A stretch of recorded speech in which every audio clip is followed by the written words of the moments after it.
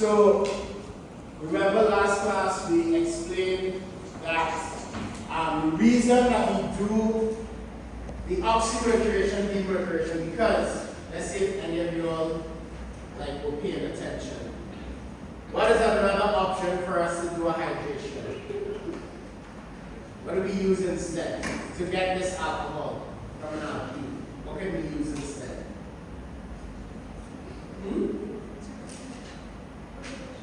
What can we use instead of this mercury acetate? If I have an alkene, how do I put an alcohol? What's another option we have? Using what?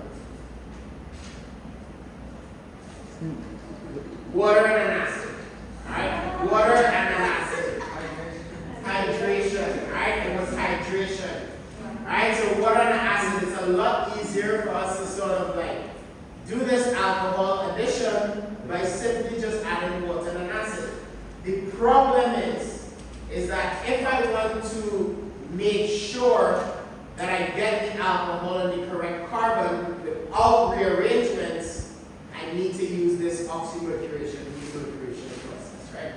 That's sort of the hardest, that's sort of the main reason for why we do this reaction. So it's a two-step process where we have to add the mercury acetate and then take off the mercury acetate. So that's the reaction. So just to review it real quick.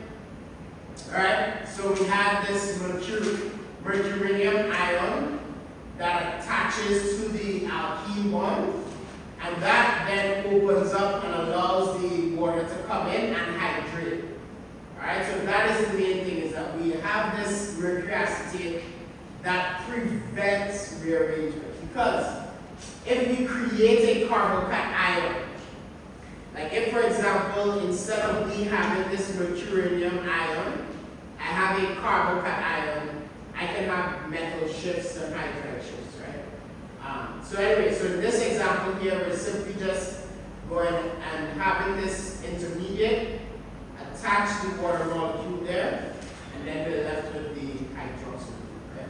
And the acid. And then we have to just take this off at the end. Now, a main thing I want to point out is what type of addition is this? Anti-addition, right? So this is anti-addition, meaning that it is attaching on the opposite side of the mercury acetate.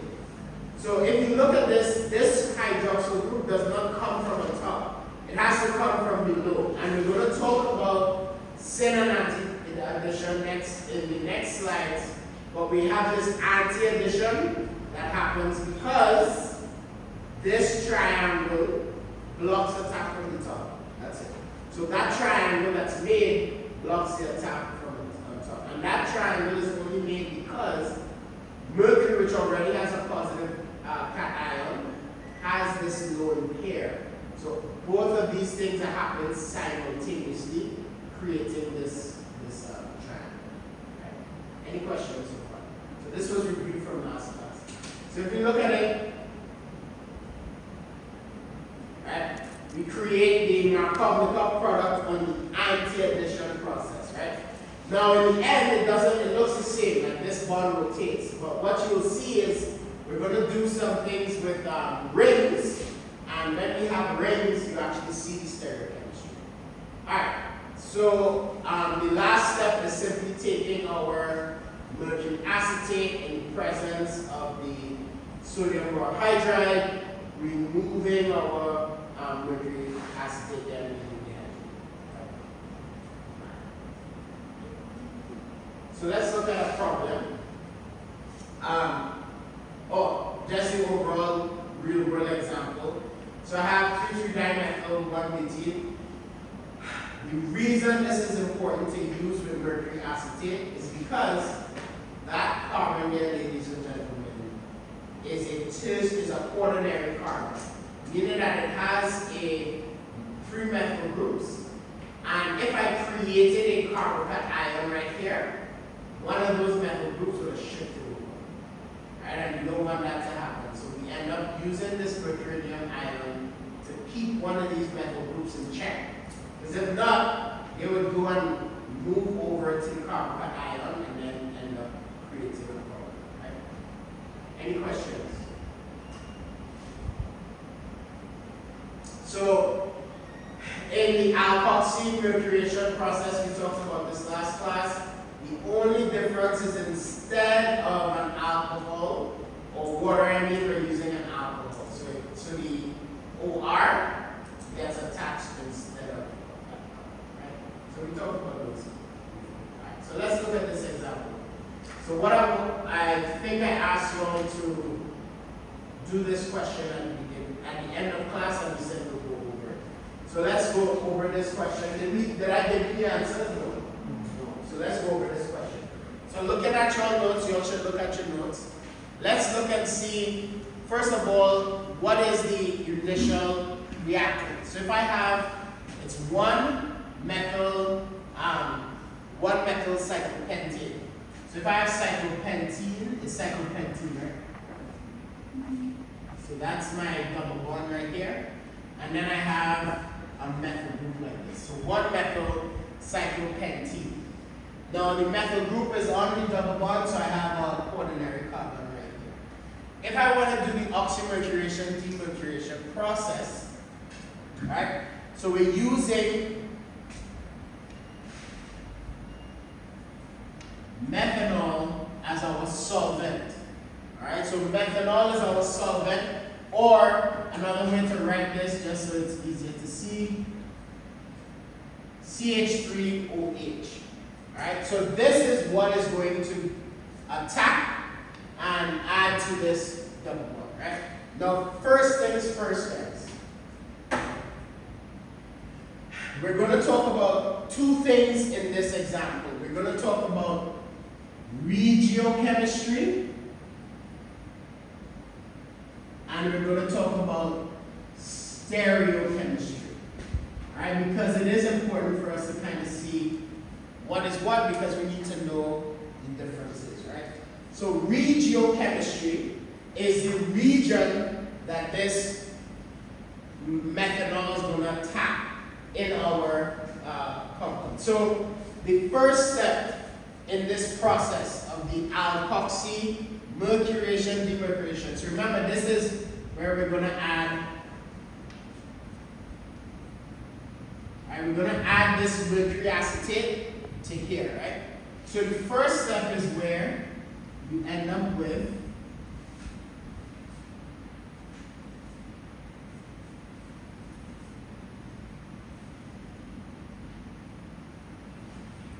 something like this. So we end up with the mercury acetate forming the mercurium ion as the intermediate. Alright? So this HGOAC, right, goes and attaches here in this way. Right? And then when that happens, remember the HGOAC is going to stay on which of the carbons? This one or that one? Where's the attack going to happen? Where is my OCH3 going to attack from? Where is it going to attack from? Here or here? Which one? Carbon 1 or carbon 2? Where do we get attacked? Okay, before we think about attack, whenever we break this double bond, the thing that breaks the double bond always goes to which carbon? The less substituted carbon. So the thing that always breaks the double bond goes to the less substituted carbon. So which carbon is this HGOC OAC going to, the mercury acetate going to stay on? Carbon 2. So that means the attack is going to happen at carbon 1. Alright, so the attack happens at carbon 1, this goes and moves over. So then you end up with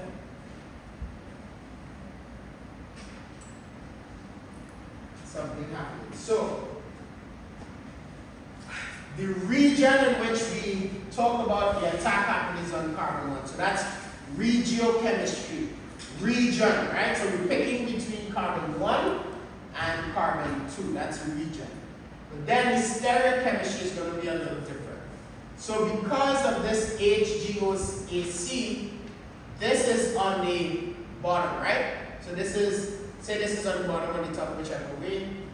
Whatever attacks will then push something the other direction, right? So whichever direction this is, the methyl group or whatever will be in the opposite direction. So how we look at this is the stereochemistry is going to be as such. So we're going to have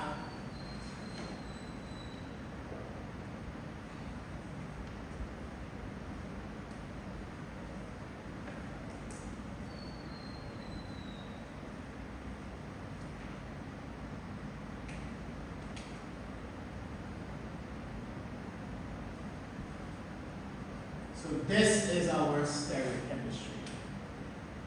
All right. Let's understand why that is so. So, first of all, to get the correct answer, to get full credit, you have to account for number 1, regiochemistry, and number 2, stereochemistry. So let me just write each of this. So this regiochemistry is the result of a Markovnikov addition. Right? Markovnikov. The stereochemistry is because of anti-addition. Right? So let's talk about both of them. Right? So I'll let you all copy that down and then. So this is the correct answer. If you do not have the stereochemistry, you don't get points. Right? You lose points because you don't have the correct stereochemistry. So you have to show dashes and wedges. Right? So let's first understand what is happening. So first we understood that the regiochemistry is Markovnikov addition. Right? Because it has to go to the methanol, right? The methanoate or whatever, goes to the more substituted carbon. We already established that based on where this mercury acetate added to, right? But the stereochemistry is because this mercury acetate, right, is on the same side as our methyl group, right? So when we add this, the methyl group is right there. Well, not on the same side. This methyl group is not even on the side yet. It's sort of like, so imagine you have, this is our bond, you have the mercury acetate making this thing on this, like this, right? So it's making this mercurium ion like this, all right? So that's what's happening. The methanoate ion then comes from on top that to push it down. So that means they are on opposite sides of each other. So if this is coming towards us, this is going away. So whenever we draw it, we have to draw where the mercury acetate is coming towards us, or you can say this mercury acetate is going away from us, and the alkoxy group is the opposite direction. So you want to make sure you show that when you draw your actual compound. So you show it so that it's on the opposite side. Right? Any questions so far? No? Alright. So then our last, so that's the first step for this, and then we go from here with the sodium borohydride. And what is that sodium borohydride going to do? Remove the mercury acetate. So then we end up with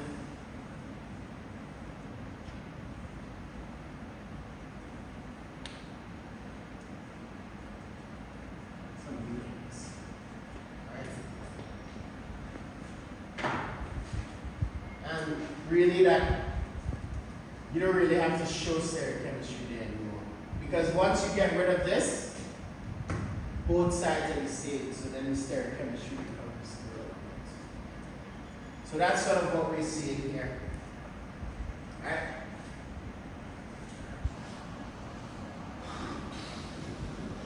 So looking at it again, like what I explained, the mercury acetate and this methyl group, right? When this sort of methanol attacks, it pushes the methyl group in the same direction as the mercury acetate. So they all are both on the same side, like what I drew here. Instead of coming towards us, they're going away from us, and that's how we end up with that intermediate, right? And then we go ahead and replace our mercury acetate with the sodium borohydride and end up with the cancer levels. Right? So let me be honest with y'all. The most challenging part for you guys is going to be knowing what's the stereochem. Right? But if you remember anti meaning opposite sides, just make sure you draw it so that you have opposite sides, right? But carb because it's on the region of the carbon, which carbon is going to attach to, right? So just make sure you all account for both of them. Right? So that is for alkoxy maturation decompletion, right? All right, so we finished off with that, and now we will continue on.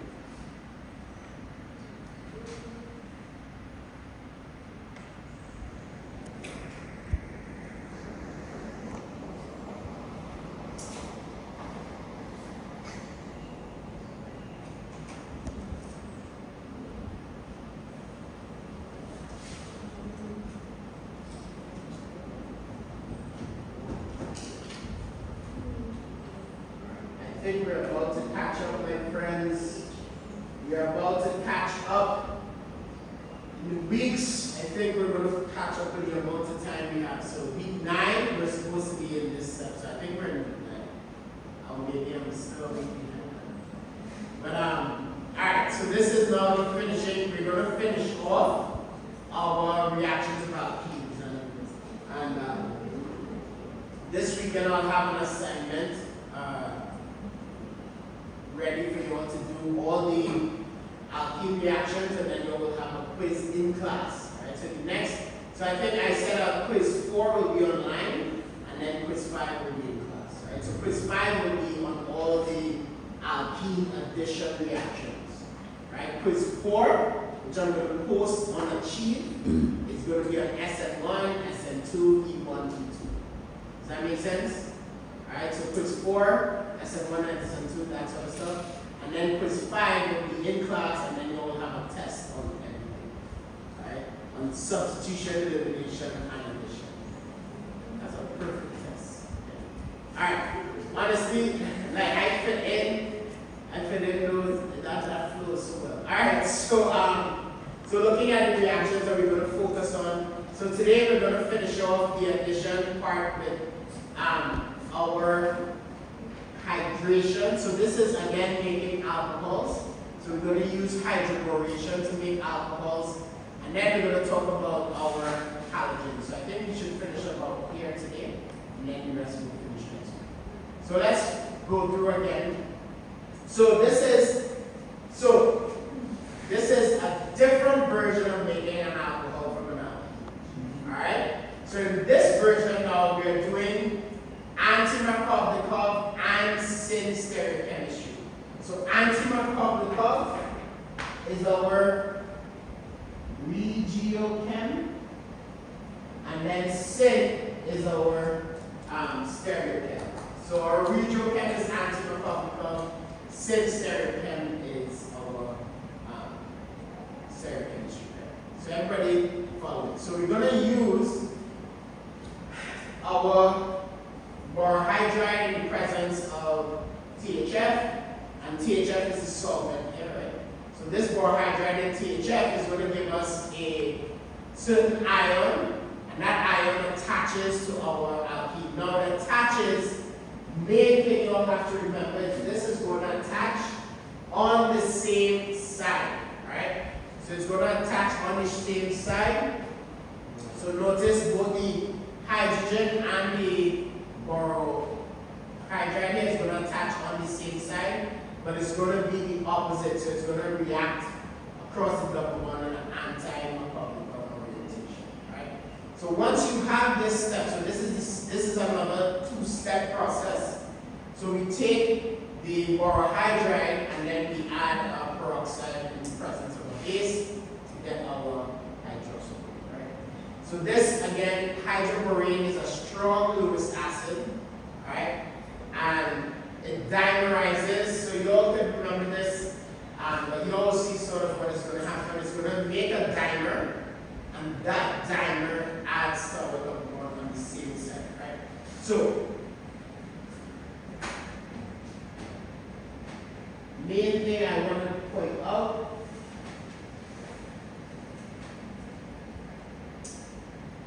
is this is the same side addition. Same side addition. So this is going to add on one side of the carbon double. Right? Alright, so this stuff you just focus on. You don't have to memorize or remember this. It's more just seeing what is happening. So when this occurs, right, we have, this is the same example here, we have a tertiary carbon and we have a secondary carbon. Usually, the composition is that this borohydride will go to the more substituted carbon. But because this is being added at the same time, it wants to stay away from that tertiary carbon.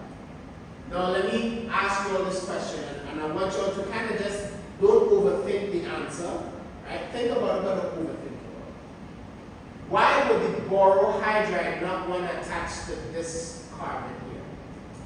What reason do you think?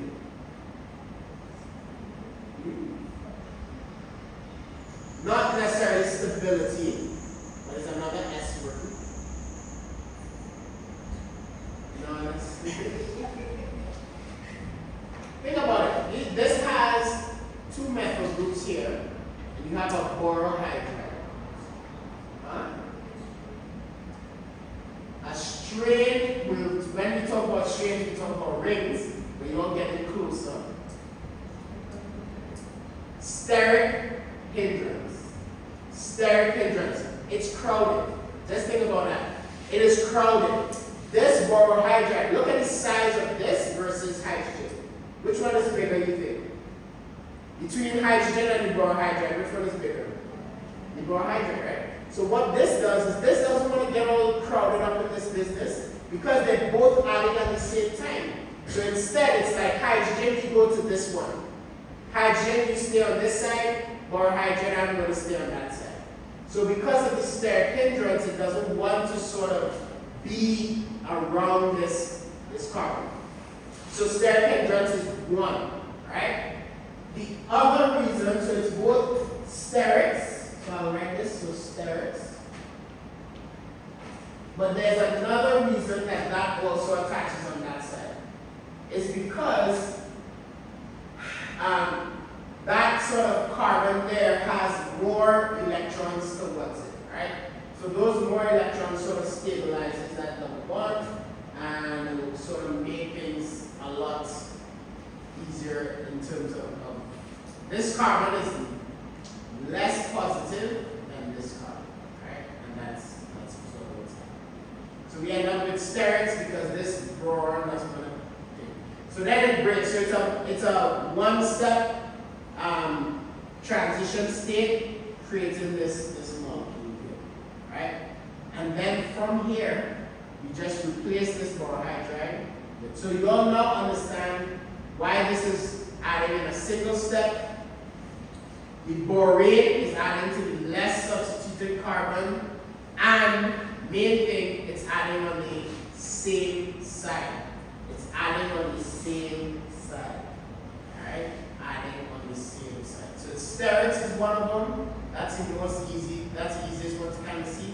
But also the charge of these are different. This is a negatively charged, this prefers to go with the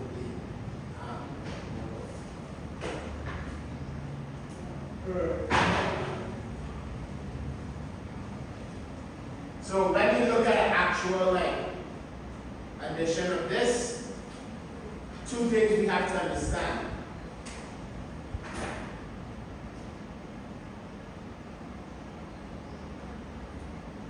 regiochem and stereochem. So the regiochemistry is anti-Markovnikov. Why is it anti-Markovnikov? Because Markovnikov tells me that this borane should add to more substituted carbon. But in our case, this borane is adding to the opposite of the substituted carbon. And then when you add your base and peroxide, you end up with a hydroxyl group, opposite of our method. The other thing is, this BH3 is adding a hydrogen and the borane at the same time. Both of these are adding on the same side. Same side, right? So same side, and then you get that answer.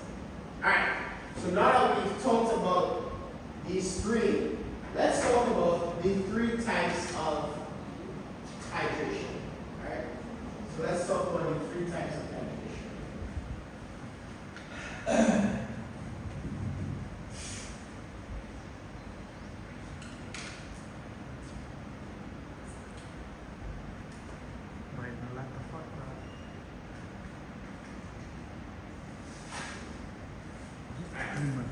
So going from an alkene to an alcohol, we have three versions, right? So the first version is simple. We use we use water with acid catalyst, right?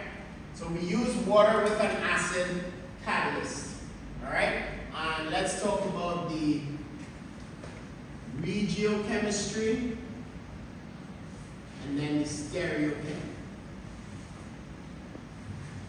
All right.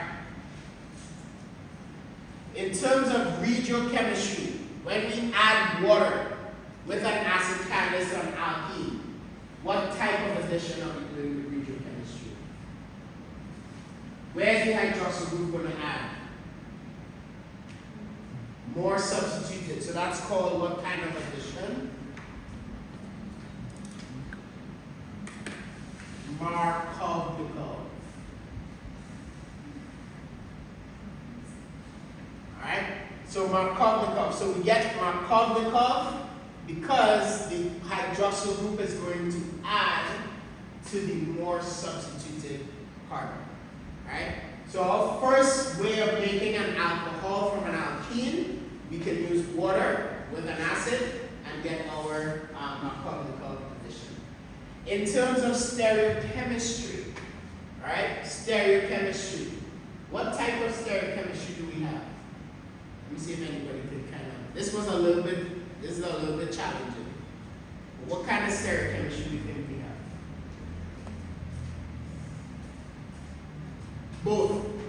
We actually have both. So we have what we call a racemic mixture.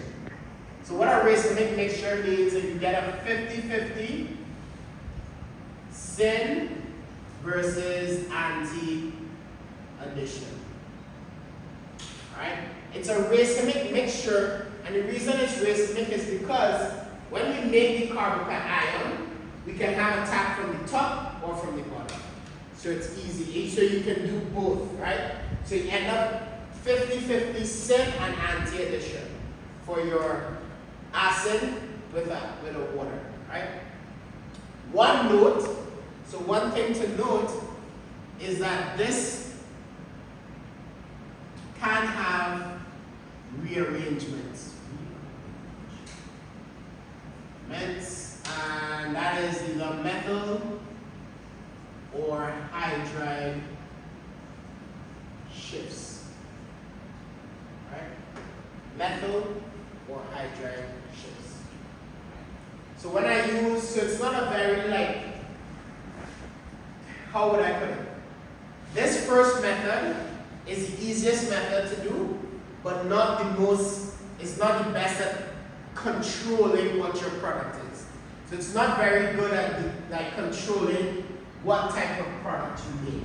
Alright, so that's why we can use this, but it's not a great way of making our alcohols. Alright? So that's the first one. So second one is our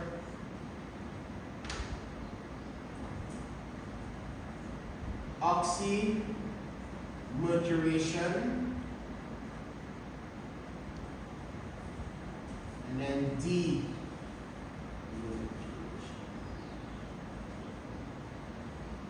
Alright? So we can have oxymercuration, demercuration. Alright? So in this oxymercuration, demercuration, right, we're using, just so that we understand what we're using the mercury acetate, right? And that mercury acetate is what is being used to do our oxymercuration. Demercuration, it's going to be 2 steps. So step 1 is mercury acetate. Step 2 is sodium borohydride. Right? So oxymercuration, demercuration. Right? So this is step 1, and this is step 2. Right? Everybody got that? So our reagents that we're using is mercury acetate in the presence of some solvent, and then we're using sodium borohydride at the end to turn our mercury acetate into a hydrogen. So in this case, what type of regiochem do we have? What type of regiochem do we have? Somebody said it. What type of regiochemistry? Where's the hydroxyl group, the alcohol group going to add? Are we more substituted or less substituted? The alcohol group. More substituted. So this is a Markovnikov addition. This one is Markovnikov, and it's Markovnikov because mercury acetate adds to the less substituted carbon, which means the hydroxyl group adds to the more substituted carbon. Right? And just so that we understand, this is all for the OH group. So where does the OH group add? We're just looking at the OH group. Right? We're not talking about where the mercury acetate adds, where does that OH group add? Right. What type of stereochemistry do we have? Anti-addition. So this is our anti-addition stereochem. Alright? One thing to note is that we do not have, so no rearrangements. So that's important. Then the third one that we just talked about is our hydroboration. Alright, so hydroboration. Alright, and in this case, we're going to use the BH3 in the presence of THF. So this is going to make our dimer. And then step 2 is then going to use hydrogen peroxide in the presence of some base. Usually the base is sodium hydroxide, right? So it's 2-step reaction. Like the oxymercuration, demercuration is 2 steps. The hydroboration is also 2 steps. All 3 of these make an alcohol. They all 3 make alcohols. But they make alcohols in different ways. In this one, we make an alcohol. The reason I want to use this one is I don't want a rearrangement, right? And if I want a specific stereochemistry, I will use this version, right? If not, I would just bother like using this one, right? So now let's talk about the regiochem and stereochem here. So regiochem and stereochem. So what is the regiochemistry that we have here? Which one? Anti-Markovnikov. So this one is where we have anti-Markovnikov. Right? Because it's going to add the borane, it's going to add the opposite carbon, and that's the less substituted part. Right? And then the stereochemistry. What kind of stereochemistry do you know?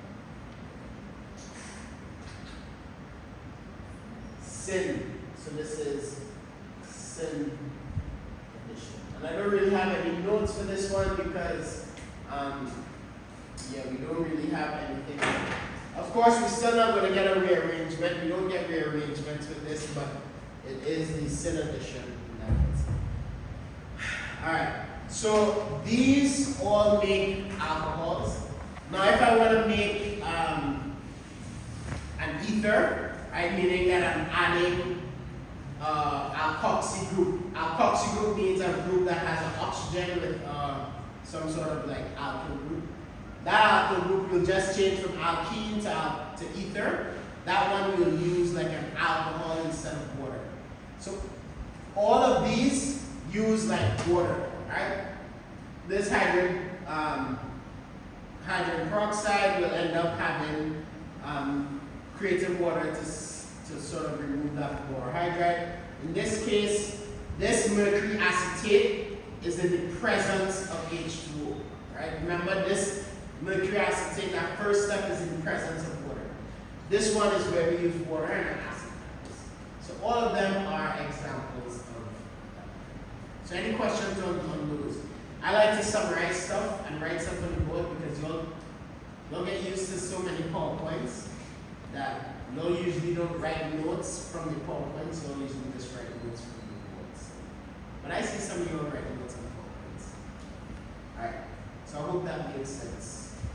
Alright, so just looking at this example. So once you're all in your notes, alright, and this one is a little bit, I'll give you all a hint, but we want to make 1-methyl cyclopentanol to 2-methyl cyclopentanol. The hint I will give you all is that you all have to first do a dehydration. And that's your hint. So go ahead and get started. Get into groups of 3. Get into groups of 3. Come on, get into groups of 3. Yes. Force yourselves to get into groups of 3.